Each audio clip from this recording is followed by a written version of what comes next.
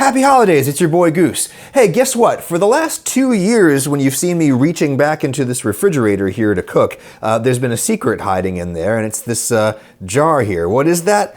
Well, it's eggnog. It's the eggnog.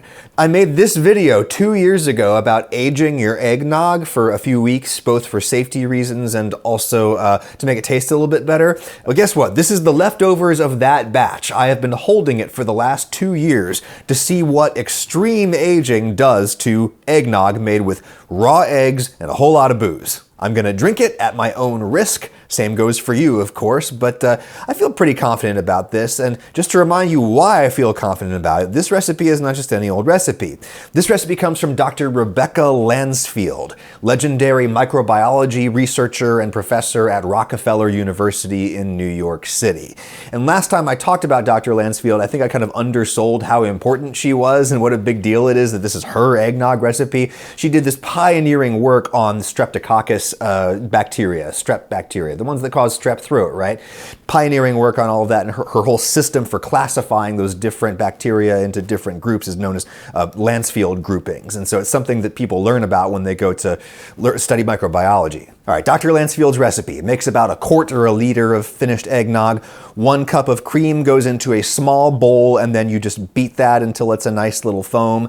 Normally when you make eggnog, you separate the eggs and then you beat the whites, but that requires you to, separate the eggs, which nobody wants to do. You don't have to separate cream. It's already been separated at the dairy, and you can get a foam out of the cream that will make a nice sort of thick, luscious milkshake-like texture that you would normally get from the egg whites. Clever tactic there, Dr. Lansfield. Grab yourself a bigger bowl and crack in 2 eggs. Then get your booze, which is going to be 1 cup of rum and a half a cup of whiskey, but you could vary that a bit. And then you just got to gradually stir that into the eggs while you beat.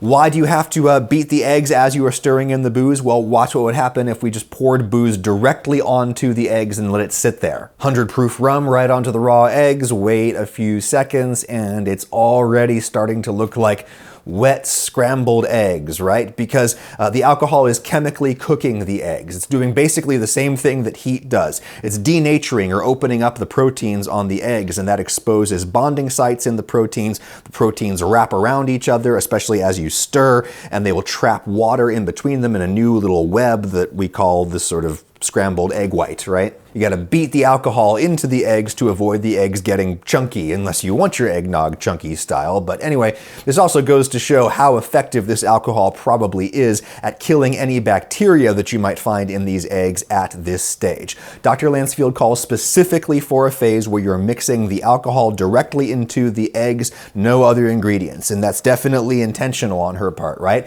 Because she's taking the particular ingredient that's most likely to be harboring pathogenic bacteria and just letting it sit in an incredibly dense, concentrated alcohol solution there for just a couple of minutes to rapidly denature the surface proteins of the bacteria in the same way that it denatured the proteins in the egg. Then you mix in the sugar. I'm mixing in half a cup of sugar. Her recipe says you could use a little bit more if you wanted it a little bit sweeter or to taste a little bit less like booze. The little more sugar might mask it a little bit. Then you just grab some unwhipped cream or just plain old milk. You put a cup of that into the mixture along with the whipped cream, and you bring that all together and check it out. Look at that texture. It's rather thin. But after it sits for a couple of hours, it's amazing how much it thickens up, I assume due to additional denaturation of proteins in there, and you get this nice kind of milkshakey-like texture. Now, the way they would do this at Dr. Lansfield's laboratory is she and all of her grad students would mix up the batch of eggnog at their Thanksgiving party. Everybody would have a drink, have a nice time, and then leave the leftovers of the eggnog in the cold room inside Dr. Lansfield's lab, where she kept all of her other cold supplies, right? They'd all go away for vacation, they'd come back, they'd finish off the rest of the semester, and then at their end of the year party, right before everybody was gonna go home for winter break, then they would bring out the eggnog again that had been sitting in there for like 3 weeks, and they would drink it again, and everybody would remark about how it tasted a little bit better. It's not unusual, of course, for mixtures to improve as they sit in the fridge or what have you. There's all kinds of little chemical processes that continue inside the food, even in depressed temperatures, particularly enzymatic processes. And When I smell this after it's been aged for a few weeks, I definitely notice that I'm getting less of that kind of unpleasant alcohol aroma that you generally get, not from the ethanol itself, but from the higher or fusel alcohols, the more volatile ones that are less tasty. Fusel, that's actually a German word. It means a rot gut or moonshine or distilled spirit of low quality. That's literally what the word fusel means in German, and that's where we get it in English. So they wouldn't pronounce it fusel. I guess they'd pronounce it something more like fusel. Sorry if I sound a little bit silly. I'm still working on my pronunciation, thanks to Rosetta Stone, sponsor of this video. German is one of the many languages that we can learn here on Rosetta Stone, along with Japanese, Irish, Farsi, all kinds of things. Die Frau. Die Frau. Short of parachuting yourself into Berlin, short of doing that, Rosetta Stone is definitely the most immersive way to pick up a new language. Drops you into an environment where you are immediately using pictures and letters on the screen and context clues in order to figure out a new language the same way that you figured out your first one, through writing and seeing and speaking and hearing. Ist. Ist. Ist. Ist. That means eats, obviously. I mean, you figured that out yourself from the picture, from the context clues, because that's how we learn language naturally, and that's how you do it in Rosetta Stone. You can do the lessons on the go, on your laptop or mobile device. They're as short as 5 minutes, so you can fit them in between all the other stuff that you're doing. And it's not just the core classes. There's phrase books for when you're traveling. There's stories you can listen to try to learn, live lessons, even little guides on slang. So another word being used quite a lot is geil, which means awesome. Depending on the context, that could also mean sexy. Oh, and I thought I liked the word guile in English. Now here's the best part. You can get a lifetime subscription to all of the Rosetta Stone languages right now with my link in the description for what? 60% off. That's right.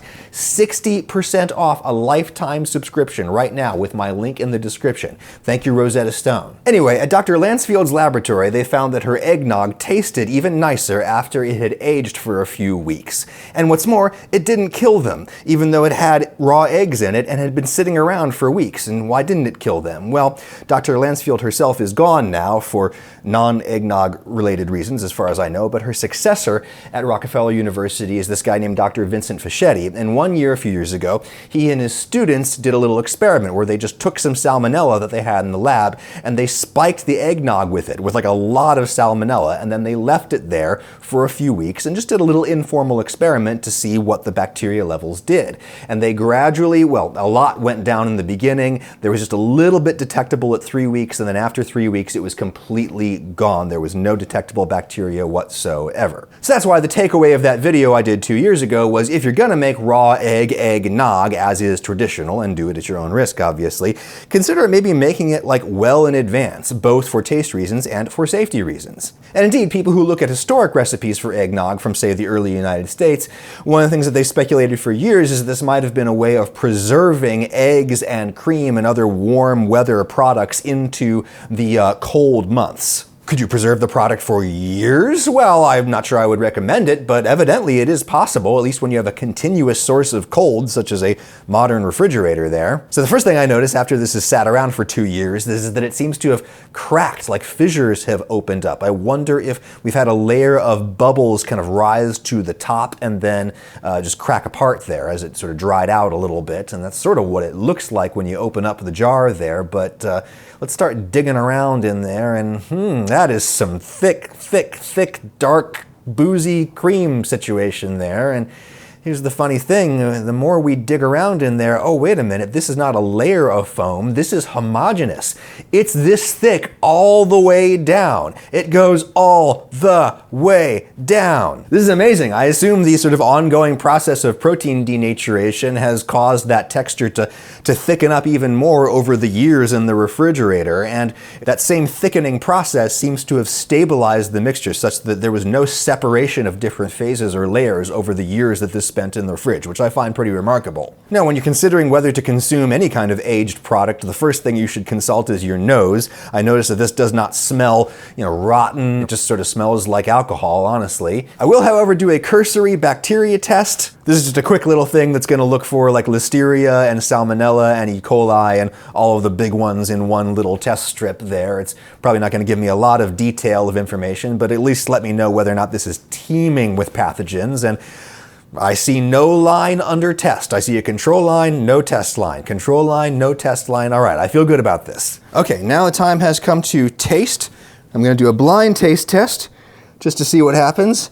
Lauren's behind the camera. Hey, Lauren. Hi. Okay, can you, shimmy the glasses around and give me one to taste, and I'll see if I can identify which is which. So what we've got here is a brand new batch and the batch that's 2 years old. All right. Thank you. I brought them to the same temperature in the fridge.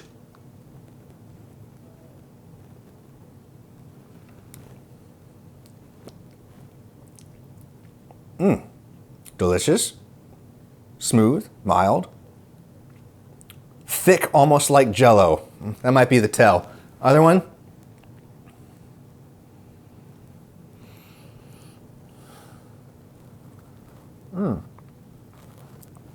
Also thick. Harsher. Getting more of the alcohol. All right. The tell is a piece of gaff tape on the bottom of the old one. Let's see. Do you want me to tell you? No, that's okay. Here, I'll hear. Lean forward. All right, thank you. All right. And, oh my God. Oh.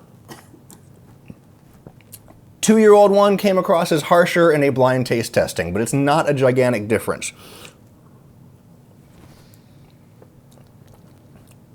Texture strikingly similar after the fresh batch has sat around for at least a couple of hours. All right, so assuming I'm not making up the difference, why might the older one taste a little bit harsher than the newer one? Well, it could be from the sort of degradation of flavor molecules of the other elements that are in the mixture in this one, right? Maybe I'm just getting less of the kind of milky flavors in this one because they've broken down over time, and as a result, the alcohol is shining through.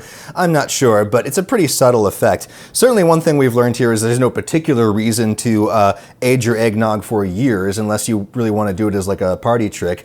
You do get a slightly thicker texture, but it's not a really big difference after the new stuff has aged a little bit and also chilled to the same temperature. I don't know, do what you want to do, and do it at your own risk. One thing that I definitely would not do is skimp on the alcohol.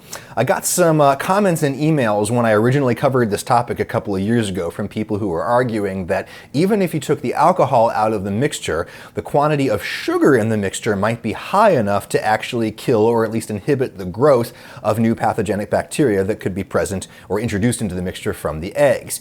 And I'm not sure that's true. For a sugar solution to be strongly antimicrobial, it needs to be 67% sucrose. So that means it needs to be even more sugar by weight than it is water. I looked at this Dr. Lansfield recipe for eggnog, and I tried to calculate the exact water to sugar ratio inside it. It's a little bit tricky to do because the water content of things like cream and booze are kind of, it might not always be the same depending on what product you're buying, but my basic estimate here is that it's about 12% sucrose, this mixture here, which is not high enough to reliably inhibit bacterial growth at all. In contrast, in the alcoholic beverage industry, they figure that an alcohol content of about 14% is enough to preserve a beverage as long as it's sealed and properly cared for. 14-15%, that's exactly the alcohol content that we're looking at in this particular mixture. So it's probably the alcohol that is more reliably preserving this than the sugar, though I'm sure there is a synergistic effect that is no doubt enhanced in this particular instance by the refrigerator that I kept this in for 2 years, which also inhibited bacterial growth as kind of a backstop measure. If I had kept this eggnog under the house, I'm not sure I would have drank it, but here, I'm going to drink it right now, and again, under my own risk. Happy holidays to you. You do you. Just be careful about it, okay?